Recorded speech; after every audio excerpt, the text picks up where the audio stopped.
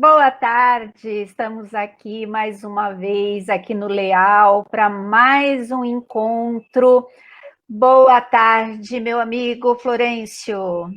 Boa tarde, Roseli. Mais uma miscelânea. miscelânea espírita. Nós estávamos falando, não é, seu Florencio? Já a sexta miscelânea. Todo mês tem uma miscelânea. Nossa, como passa, né? Como passa. E a gente vai hoje para a sexta miscelânea, né? Com muitas perguntas, muitos questionamentos. Vamos aprender bastante hoje. E o pessoal já chegando. Então, vamos, né, dar boa tarde aqui para todos que estão aqui participando conosco. Bom, seu Florencio, vamos fazer Diga. a prece de abertura do nosso encontro dessa tarde, dessa Vamos, quinta-feira? Não estou vendo ninguém lá embaixo. Vamos sim. Eu vou descer para ver. Vamos unir os nossos pensamentos. Vamos orar. Senhor Jesus, traze até nós a tua bênção de paz e de harmonia. Permite, Senhor, que uma vez mais os bons espíritos venham nos assistir, que eles encontrem acesso em nossos corações. E assim, Senhor, possamos fazer as nossas reflexões em torno da doutrina que nos confiaste. Dá-nos a oportunidade de aprender para que possamos servir melhor. Que assim seja. Vai lá na sala. Ô, seu Florencio, não se preocupa, fala com a dona Lia. Dona Lia está aí. A dona Lia está aí, que ela está procurando a Nelly, né? Todo mundo sabe que ela, né, tem que estar junto com a Nelly. Não tem problema, deixa a dona Lia aí. Fica tranquilo, deixa ela falar também, não tem problema. Olha só, o pessoal aqui já participando, né? A Olívia já está aqui conosco. Boa tarde, Olívia. Boa tarde para o Ailton também aqui conosco. Enfim, né? Todos aqui, boa tarde para todos. Vamos lá, vamos começar aqui com a primeira pergunta, seu Florencio. Uma pergunta que muitas vezes, né, já me fizeram muitas vezes, né? Quando perguntam assim, qual a sua religião? Aí eu falo assim, espírita. Ah, você coloca aquelas roupas, né? Tem aquelas músicas. Então, eu queria que o senhor falasse, espiritismo é o mesmo que Umbanda, Candomblé e outras religiões, assim, onde a mediunidade está presente de uma forma ostensiva? Não, porque a palavra espiritismo foi cunhada por Allan Kardec. Existem correntes religiosas que têm a mediunidade, é a única coisa em comum, mas não é espiritismo. Espiritismo é só aquele codificado por Allan Kardec, que tem o seu início a partir da publicação de O Livro dos Espíritos, a 18 de abril de 1857. A partir desse livro nasce o Espiritismo. A Umbanda, por exemplo, é uma religião brasileira, nascida aqui, tem pouco mais de 100 anos. Já o Candomblé é uma religião africana, vinda com os escravos da África. E os esoterismos também têm mediunidade. Assim também, alguns movimentos, até católicos, também usam a mediunidade, que é um movimento carismático. Só que eles dizem que é o Espírito Santo, né? Isso. Mas não tem nada a ver com o espiritismo. A mediunidade, ela existe desde sempre. O pajé praticamente é o médium da tribo, que faz a pagelância, que faz os seus rituais todos. Mas não quer dizer que tenha alguma coisa a ver com o espiritismo. E as pessoas confundem, né, muito isso, né? Quando você fala, coloca tudo no mesmo local, mas não, cada um tem a sua forma, o seu jeito. O espiritismo é só então, aqueles que seguem a doutrina que foi codificada por Kardec. Exatamente. Não é isso? Então, Isso mesmo. as outras religiões não dá para falar que é espírita, elas podem ser espiritualistas, que é diferente, né? Eu acho que é essa confusão que as pessoas fazem, não é? Houve um período que se perseguia muito, e principalmente as religiões afros.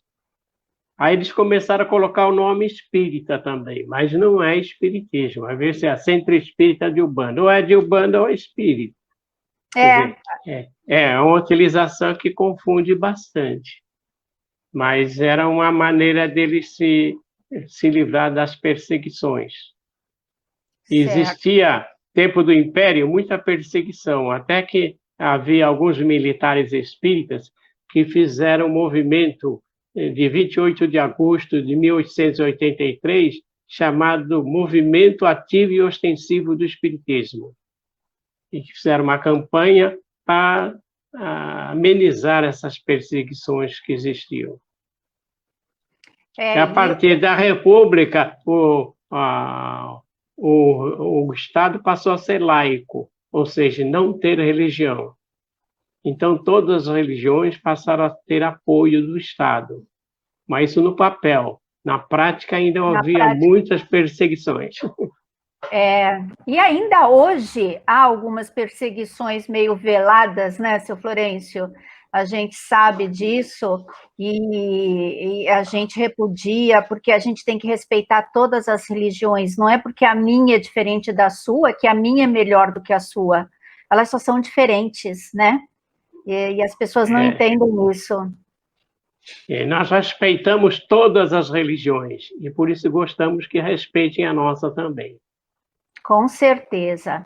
E me fala uma coisa, na doutrina espírita, no espiritismo, existe algum ritual, existe alguma maneira de professar a religião espírita? Não, no espiritismo não existem rituais, como não existem dogmas religiosos, porque dogma religioso é aquele que não pode ser discutido, tem que ser aceito e pronto. Então, a igreja tem dogmas religiosos. Quando ela não consegue explicar, ela diz, isso é um dogma. Acredita e pronto. E pronto, acredita e pronto. O espiritismo já é uma doutrina que a pessoa pode logicar, quer dizer, pode procurar a lógica de tudo. Se aquilo é do bem, é do bem. Então, não precisamos questionar se é de Deus, se já é do bem.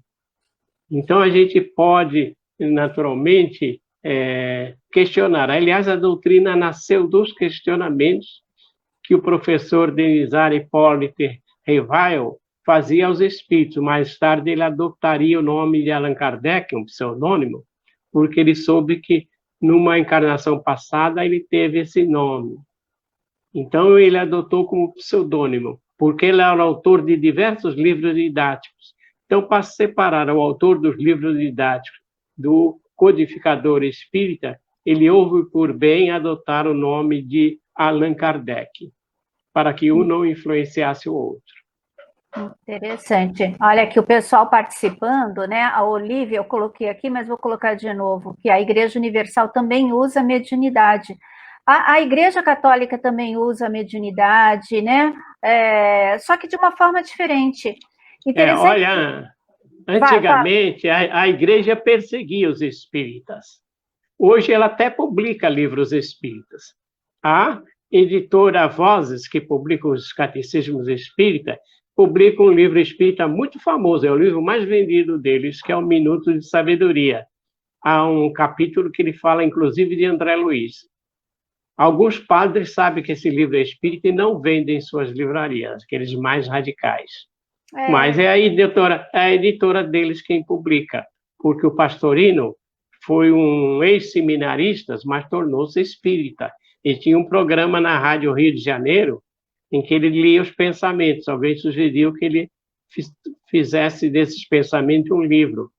E ele publicou, então, o Minuto de Sabedorias. Mas ele não publicou só isso, ele publicou, inclusive, chamado Técnicas da Mediunidade. Esse a igreja não publicou.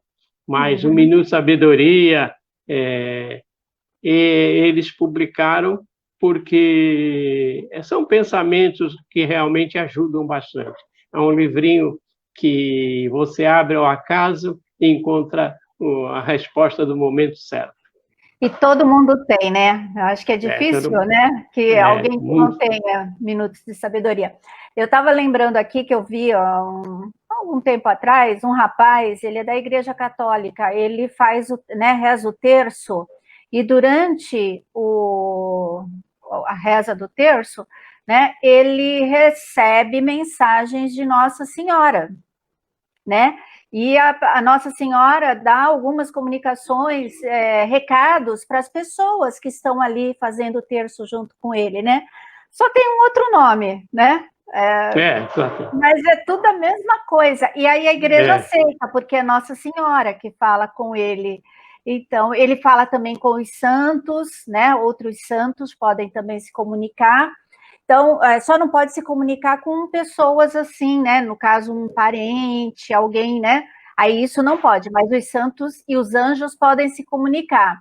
Então, é interessante, né? Que é a mesma coisa, só muda o jeito, a forma, mas eles acreditam nessa comunicação. Todas as religiões cristãs se baseiam no Evangelho.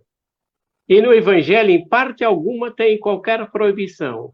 Aliás, o evangelista João dizia: não creiais em todo o espírito, vide se eles são de Deus. Ora, não creiais em todos os espíritos, ele está dizendo: há espíritos. É que nem todo espírito é bom, tem compromisso com a verdade. Então, essas colocações dos evangelistas deixam claro que eles estavam bem próximos àquilo que chama-se comunicabilidade dos espíritos. Até porque Jesus levou Tiago, Pedro e João, subiu com eles no Monte Tabor, e lá ele fez uma reunião mediúnica. Ou seja, ele se transfigurou e conversou com dois espíritos, o espírito de Moisés e o espírito de Elias. É claro que os seus discípulos ficaram vislumbrados e fanáticos, como eram, já queriam fazer uma tenda para cada um. Só que Jesus disse para que eles não revelassem, só quando ele fosse, que eles revelassem essas coisas. Então, por isso que consta nos evangelhos a transfiguração no Monte Tabor. Só que cada um, né, colocou da forma que melhor convém. A Olivia, ela está falando, né, que quando eles não sabem explicar, eles dizem que é mistério, né? Isso é mistério, então não pode saber. E a doutrina espírita, muito pelo contrário, né? Ela consegue explicar tudo para a gente.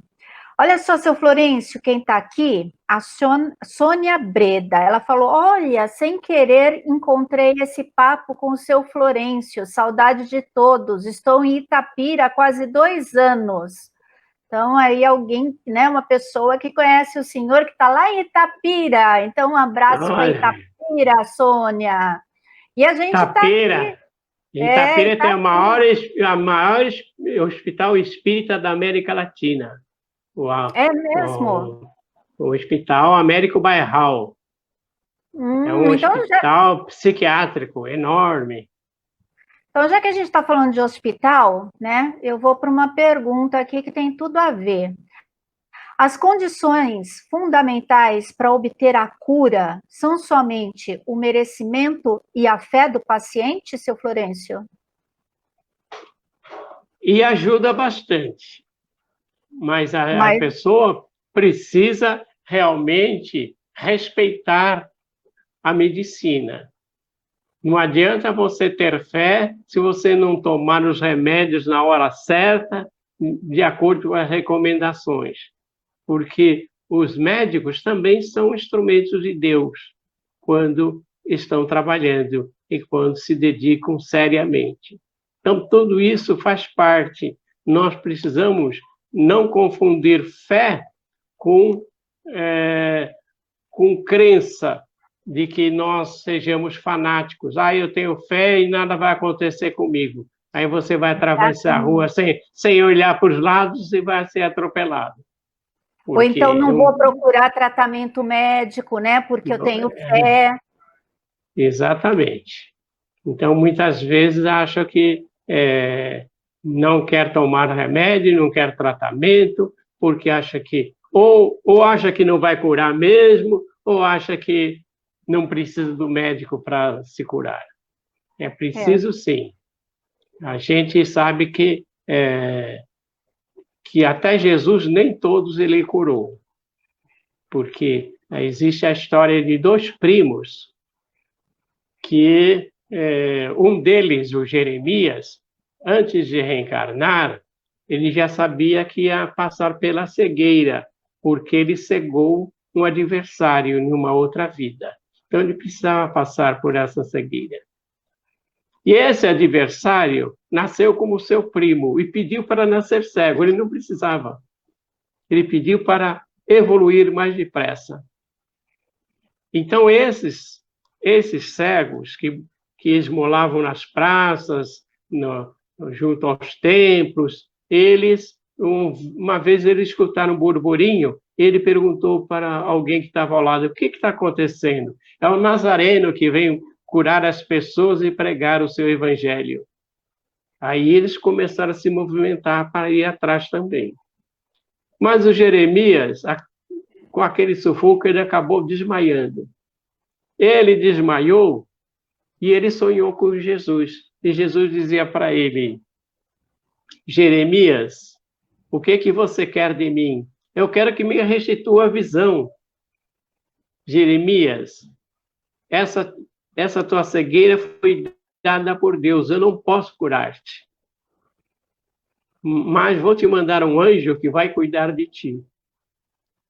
Para que você saiba que isso é verdade, eu vou te dar alguma visão, uma pequena visão. Se está vendo alguma coisa, eu vejo o vulto, mas não identifico. Mas pelo menos já é alguma visão. E ele acordou na casa dos tios.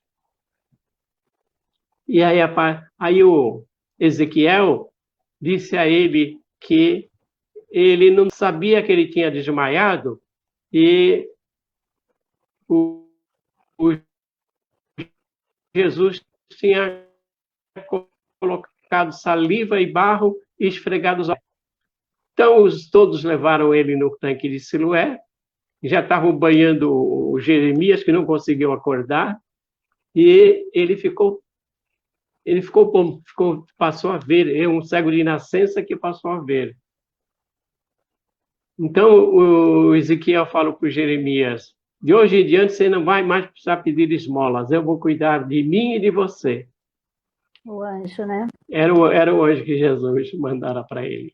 E, na verdade, era o adversário que ele cegara. E às vezes, né, a gente não consegue ver essa ajuda no momento, principalmente da doença, a gente só quer a cura da doença, né? Mas às vezes a gente não pode ser curado daquela doença, mas Deus coloca anjos na nossa vida, e quando acontece alguma coisa nesse sentido, eu sempre penso assim, caramba, né? Chico era uma pessoa que mais fé tinha e mais merecimento, e ele passou pelas provações das doenças, e né, isso do ser humano, né, que está aqui encarnado, não tem como, né, seu Florencio? O Chico dizia que era casado com 2 esposas, Dona Angina e Dona Catarata. Era uma catarata incurável.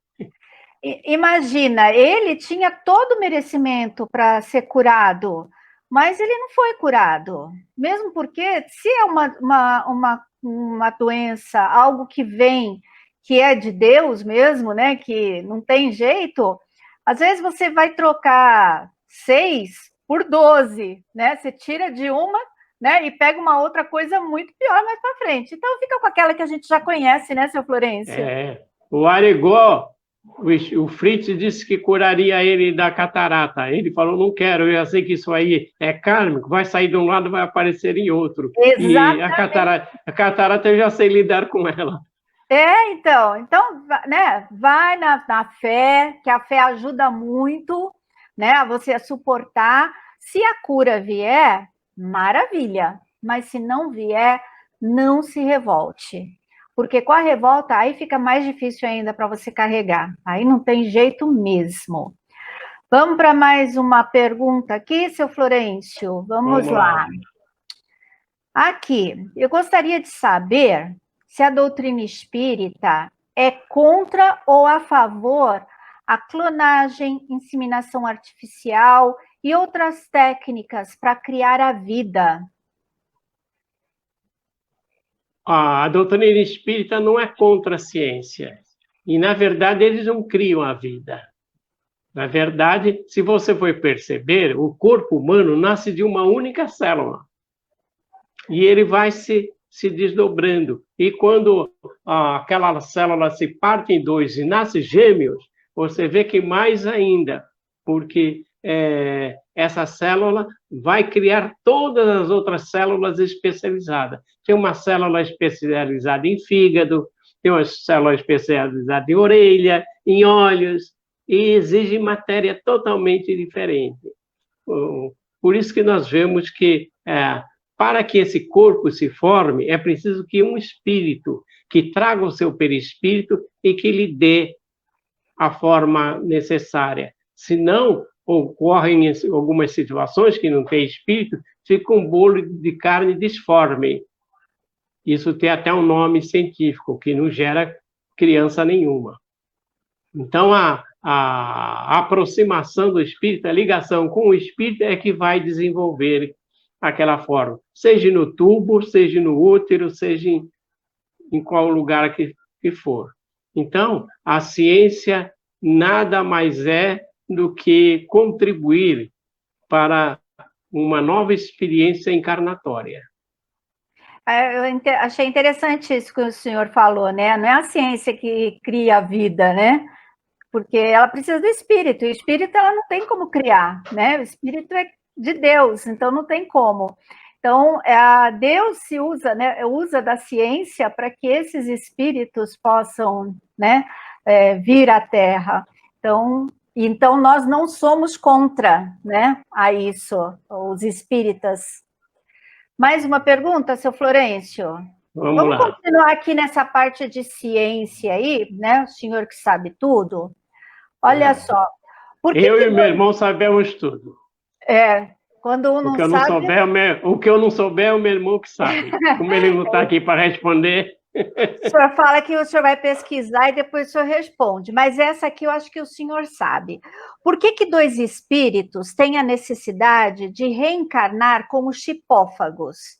Né? O que eles teriam feito para isso? Chipófagos, para quem não sabe, são aqueles, né, que nascem gêmeos, que nascem grudados, né, um com o outro, né, seu Florencio? Às vezes um corpo com duas cabeças. Isso, né? Às vezes eles são ligados pela barriga, pelas costas, né? São ligados. São espíritos que foram ligados pelo ódio. Olha. Em muitas encarnações, eles reencarnavam e matavam um ao outro. E aí esse ódio foi aumentando de tal maneira que não há outro jeito senão deixá-los ligados para que nasçam com o mesmo corpo.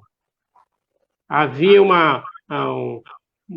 duas chipófagas lá na Bahia, e uma não estava se alimentando direito, e a outra falava, você vai nos matar, e ficava brigando uma com a outra. Mas tinha o mesmo corpo, vai fazer o quê? Se ela desse uma tapa na outra, ela sentia a dor da tapa que ela deu. Deve ser uma coisa muito estranha isso. É estranha, muito estranha. Então, uma experiência dolorosa. É como aquele suicida, ele vai ter, todo suicídio tem uma reencarnação compulsória, porque ele vai ter que consertar o perispírito. Aquela encarnação é só uma experiência dolorosa para que ele faça um reajuste no perispírito, para que numa próxima ele possa vir novamente com os órgãos normais, aquele que, vamos dizer, que afetou, deu um tiro na cabeça, pode renascer com problemas mentais, e daí por diante, né? Então, na próxima encarnação, ele já terá, então, o perispírito ajustado. Então, são reencarnações de tratamento. Então, no caso dos chipófagos, geralmente é porque eles se odiavam muito, né? Aí tentam muitas vezes vir como irmãos e não conseguem, vêm como pai e filho e não conseguem, então da próxima vão vir, né, juntinhos. Porque eles desencarnam, eles ficam se odiando no plano espiritual, e ficam juntos. Então, a espiritualidade então ouve por bem fazer com que eles renasçam nessa condição, que é um último apelo, última tentativa, né? Porque existia um espírito que, quando ele reencarnava numa fazenda, aí ele via que o vizinho tinha uma cerca, que ele achava que aquela cerca estava irregular, e ele puxava a cerca para mais para frente. Aí começava a briga, tiro daqui, tiro dali, se matavam. Iam para o plano espiritual. Aí na outra encarnação, ele nascia na outra família. Aí chegava na outra família e implicava com a cerca, que não estava no lugar certo, e vão mexer nessa cerca, e para lá e para cá, e tiro de cá, desencarnavam. Aí ele voltava na outra família novamente. Aí um dia a espiritualidade falou: olha, você vai reencarnar, mas pelo amor de Deus, não mexe nessa cerca. Né? A gente fica aí brigando por causa de uma cerca, né? Quantas encarnações, e aí depois as consequências vão aparecer, não tem jeito, né? E Deus me livre, acho que essa é uma provação muito difícil, porque você depende do outro, né, para a sua vida. Inclusive teve um caso, né, de duas meninas que nasceram assim e precisava separar, e nessa separação, uma iria morrer, porque elas não tinham todos os órgãos em duplicidade. Então, uma teria que, né, se sacrificar pela outra. Eu acho que deve ser uma decisão muito difícil, tanto para os médicos quanto para a família, né? Você saber que vai separar e uma delas, né, morrerá. Então, deve ser muito difícil. É uma provação tanto para esses espíritos quanto para os familiares, para a medicina, né, seu Florencio? Ah, sim, é um desafio muito grande, porque é uma decisão que você tem que tomar, como na Covid aí, você tem apenas um leito, e você tem que decidir quem vai ficar naquele leito e quem não vai ficar, quem vai morrer. Exatamente. E lembrando, hein, gente, que Baixada Santista está feio o negócio, né? Os hospitais estão lotados, então vamos, né, nos prevenir, né, usando máscara, ficando em casa, porque já pensou a gente ter que estar aí nessa disputa por leitos de UTI, seu Florencio? Não é fácil, né? E é um sofrimento muito grande, você sentir falta de ar, você sentir dor nos pulmões, é um sofrimento muito grande. Vamos torcer para que menos pessoas contraem essa enfermidade. Com certeza. Vamos para mais uma pergunta aqui. Eu queria saber, seu Florencio, uma pessoa em tratamento de síndrome do pânico ou depressão, ela pode ser passista? Ela pode aplicar passes? Olha, a orientação é o seguinte: ela está mais para receber passes do que para aplicar. Porque se ela não está mentalmente ajustada, como é que ela vai aplicar um passe? Como é que ela vai se concentrar? Então, há situações que a pessoa tem que entrar em tratamento. Ela está enferma da mente, ela tem que se reajustar, então ela está na condição de receber passes e não de aplicar passes. Mas aí entra também, né, seu Florencio, o orgulho, né? Porque muitas vezes a pessoa não vai querer falar na casa espírita que ela trabalha que ela está passando por uma depressão, porque onde já se viu espírita ter depressão, né? A pessoa pensa, onde já se viu espírita ter síndrome do pânico? Então, não, eu sou uma pessoa forte, os espíritos estão ali do meu lado, eu não posso, e não fala nada. Às vezes nem procuram tratamento, né? E não falam nada. Então, espírita não está livre de depressão, nem de síndrome do pânico, de nenhum problema de ordem emocional, né? Não tem essa, não. Houve uma ocasião que o Chico estava com uma dor de cabeça terrível. E ele pressupunha que isso fosse dos olhos dele, né? Tanto é que ele foi a Belo Horizonte e disse ao médico: olha, se essa minha dor de cabeça for dos olhos, o senhor está autorizado a arrancá-los, porque isso está perturbando a minha mediunidade e eu não estou podendo trabalhar. E o Chico foi atrás. O médico falou: não, isso aí não é dos olhos. Exatamente.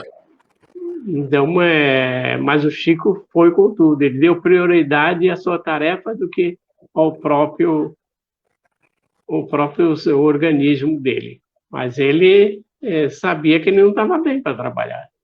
Exato, tem que ter esse bom senso, né? Eu não estou legal, não posso trabalhar. Mas, seu Florencio, a gente sabe que não é bem assim muitas vezes, né? A pessoa não dá o braço a torcer, não, eu vou, ou então ela pensa assim, não, eu tenho que ir porque eu vou fazer, né, o trabalho, vou dar o passe e a espiritualidade vai me ajudar. E a pessoa vai, não fala nada para ninguém, entra na câmara de passe e aplica o passe. Este passe, como é que fica? Aquela pessoa que está recebendo, ela vai receber coisas boas? Como é que é? Normalmente a equipe espiritual isola esse passista e extrai os fluidos dos demais passistas para canalizar para o paciente. A reunião nunca se perde, porque antes da nossa ignorância existe a astúcia da equipe espiritual. A sabedoria, que está prevendo tudo isso. Então, é necessário que a gente tenha conhecimento, né? A gente precisa de amor que saiba e sabedoria que ame. Com conhecimento, tudo fica melhor. Você sabe quais as providências que você tem que tomar, quais a situação que você tem que dizer aos seus amigos: hoje eu não estou bem, estou assim, assado. E as pessoas normalmente vão se unir para ajudar esse irmão ou irmã trabalhadora da casa e que merece toda atenção ou até mais atenção, porque os mais próximos são os que devem ser atendidos primeiro. E também a gente tem que pensar o seguinte: por que a gente vai dar mais tarefa para os nossos amigos espirituais, né? Se a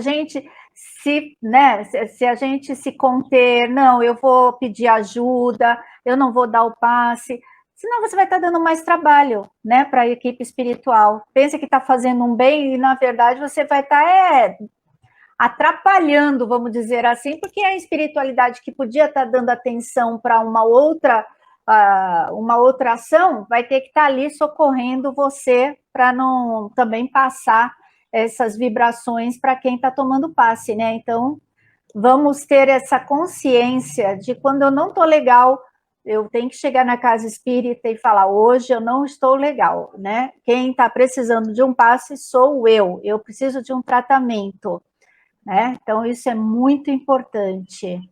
Olha só, aqui o pessoal chegando, né? Eu tinha falado aqui, não falei da Carmen Lídia, a Carmen Lídia já está aqui com a gente, a Elaine também está com a gente aqui, aniversariante, né, a Elaine? Beijos, amiga, parabéns. A Magali também aqui conosco. Eu acho que dá tempo para mais uma, só, seu Florencio? Que já são 16h35. Vamos para mais uma para a gente fechar? Vamos lá. Então tá. Então, porque se deixar, a gente vai ficando e vai indo. Vamos terminar falando sobre anjos. Vamos lá. Quem são os anjos? Esses seres, né? Fofinhos, bonitinhos, eles são assim mesmo, né? Crianças bonitinhas com asinhas, seu Florencio? Não. A ideia das asas dos anjos foram os pintores que criaram. Eles diziam, aqueles que viam os espíritos elevados, viam que eles vinham pelo telhado, pela parede, desciam ali, e o pintor imaginando, se vem pelo ar, então porque tem asa, né? Porque a ideia de voar, única eram os pássaros que tinham asas. Então, eles colocaram as asas nesses espíritos, mas é pura imaginação dos pintores. Mas o anjo é sempre o espírito de ordem mais elevada. Às vezes pode ser até um parente nosso, um amigo nosso, mas é sempre o espírito de ordem mais elevada que se encarregou de acompanhar-nos na encarnação. E quando eles não podem resolver, ele passa para o andar de cima. Ou seja, na espiritualidade exige uma escala espírita, tem sempre o mais elevado do que aquele. E muitas vezes pode ser substituído também.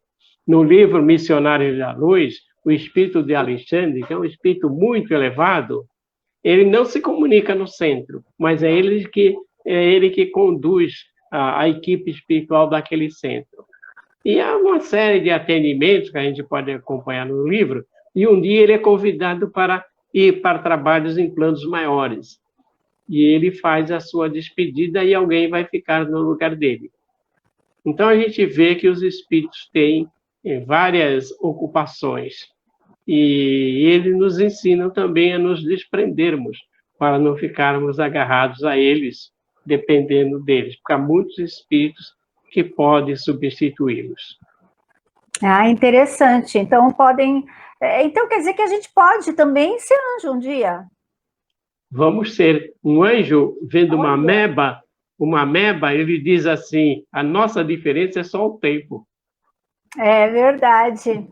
Bom, nós não estamos para anjo, mas também ainda não estamos assim na ameba, né, seu Florencio? Também. Já crescemos bastante, né? Eu acho que a gente está no segundo degrauzinho aí, no primeiro degrau ainda, dessa escada enorme que nós temos evolutiva. Nem somos um mundo primitivo, já passamos disso, né? Mas acho que tem muita coisa lá para cima ainda, seu Florencio, que a gente vai ter que vivenciar, o mundo de regeneração não é mundo de regenerados. Não ainda é um mundo feliz. Ainda é um mundo que vai ter muito problema ainda. E é assim, graças a Deus que a gente evolui, que a gente tem essa... Ninguém fica parado, né? A gente pode estacionar por um tempo, mas depois vai ter aquele tranco, né? Que vai fazer com que a gente ande para frente. Então, isso que é muito bom, né? E a gente vai ficando por aqui, como diz a Olívia, né? É uma pena que passa muito rápido, e é tão interessante, né? Eu também acho, Olívia, e a gente nem vê o tempo passar. Dá vontade de continuar aqui fazendo perguntas, né? Porque eu adoro fazer perguntas, eu sou perguntadeira. Então, mas infelizmente o nosso tempo está acabando, seu Florencio. E eu queria agradecer por mais essa miscelânea aqui com o senhor.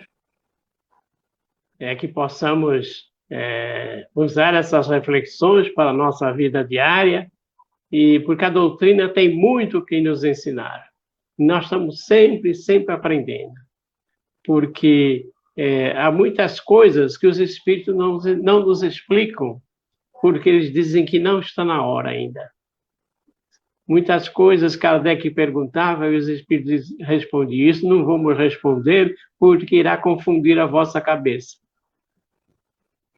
Gozado que ontem, no nosso estudo, fizeram uma pergunta dessa, né, sobre a condição, né, que o espírito superior tem, né, ele pode, ao mesmo tempo, ser evocado em vários lugares e responder a todos esses lugares, né? Aí fizeram a pergunta, mas como que ele consegue isso? Tudo falando ao mesmo tempo, né? Até eu brinquei, eu falei assim, porque você é homem, você não sabe. Se você fosse mulher, você ia saber como é que a gente faz isso, e os espíritos superiores, né, fazem isso. Mas são coisas que a gente não consegue entender mesmo, né? Tem o WhatsApp sabe onde é que a gente está, que fará os espíritos evoluídos. Pois eu falei assim, olha, só sendo evoluído para você saber como é que ele faz isso daí, separa as coisas no cérebro, né, dele, porque não é um cérebro físico como o nosso, né, bem diferente. E a doutrina, ela fala isso, né, que tem coisas que a gente não consegue entender, mas nós vamos entender um dia. Isso que é o bom, né? O Kardec pergunta aos espíritos os espíritos veem pelos olhos. Eles dizem que não, o espírito vê pelo corpo todo. Então já é meio difícil a gente entender isso, porque nós estamos ligados aos nossos órgãos físicos, né? E eles são localizados. A gente quer medir pelas nossas medidas, né? Pela nossa fita, e não dá, é diferente. É diferente, não tem jeito. Mas deixa eu agradecer aqui a participação da Olívia, do Ailton, da Érica, mandar um beijo lá para a Sônia Breda, lá de Itapira, Sônia, né? Olha. Para Helena também, abraço para Nice, né? Quem mais aqui? Dona Carmen com a gente, a Elaine, a Magali também com a gente aqui. Boa tarde, Magali. Mandar um abraço aqui para a Emília também, que está aqui conosco. Olha aqui a Sônia falando que foi um presente encontrar vocês. Gratidão, boas festas a todos que frequentam o Leal. Abraços. Sônia, eu te convido a participar, né, na próxima, agora no sábado, nós temos a Oficina Espírita da Família, né, também é ao vivo, aqui com o seu Florencio. Às 15 horas, é uma hora mais cedo. Na terça-feira, no sábado, às 15 horas. E toda segunda-feira tem palestra aqui no Leal, tá ok? Às 20h30. Às 20h30. É só você entrar na página do Leal e da Oficina Espírita da Família que você fica sabendo tudinho, né? E reencontra esse povo maravilhoso do Leal, essa família linda. Seu Florencio, beijos e até sábado. Beijo, querida. Até a próxima. Tchau, tchau. Tchau, gente.